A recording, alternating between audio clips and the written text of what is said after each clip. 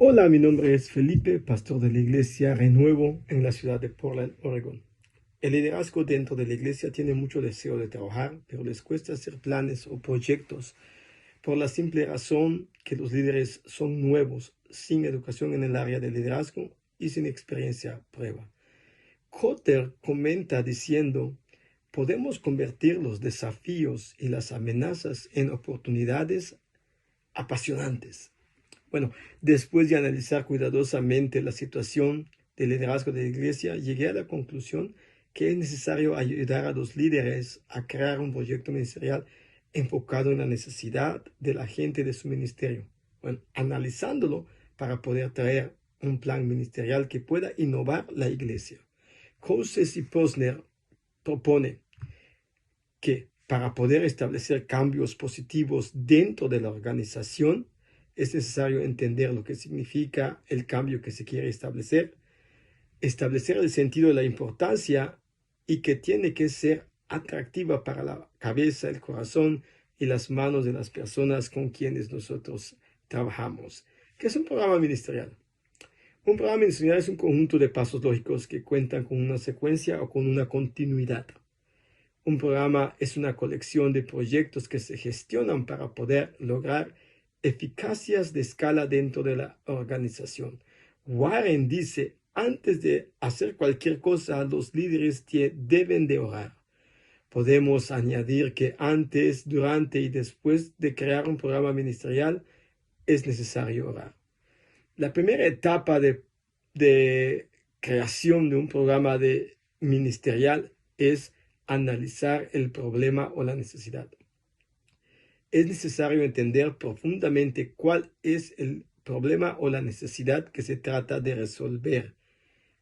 Hay que identificar la necesidad, entender al usuario, incluyendo el contexto en el cual se usará dicho programa ministerial. Para poder llevar a cabo este paso es necesario enfocarnos en las personas que estamos liderando. Coates y Posner mencionaron que se trata de averiguar quiénes son las personas que trabajan con nosotros. Es necesario entender sus valores, qué les gusta, qué les importa y cuáles son sus principios. Segunda etapa, especificar la solución. En este punto es cuando nosotros describimos qué se debe hacer con el problema o con la necesidad. Bueno, se trata de entender, comprender, especificar el problema a resolver. En este caso, de los problemas sencillos que se aborden, se debe decidir cuáles son los datos de entrada que se proveen, cuáles son los datos de salida que se deben reducir, cuál es la relación entre ellos, para poder preparar un programa ministerial adecuado para el ministerio. Es importante seguir el consejo de Brown. Brown dice que después de un largo proceso de investigación y observación del consumidor, aparecerá una estrategia para poder crear un proceso que cambiará la organización. Para eso es necesario hacer dos cosas: investigar y observar al consumidor. La tercera etapa es diseñar la solución. Este es el punto en el cual atacamos el cómo vamos a resolver el problema o cómo vamos a suplir la necesidad. La etapa de diseñar está enfocado en entender, comprender y definir las variables de la necesidad. Esta etapa está basada en la creación e imaginación, en crear alternativas, imaginar soluciones e idear componentes. ¿Cuáles serían los conjuntos de las reglas y las estructuras definidas que permitirán solucionar el problema? Brown dice que existen tres elementos que refuerzan mutuamente cualquier programa de diseño. Es importante la percepción, observación y la empatía en esta etapa. La cuarta etapa es implementar el diseño.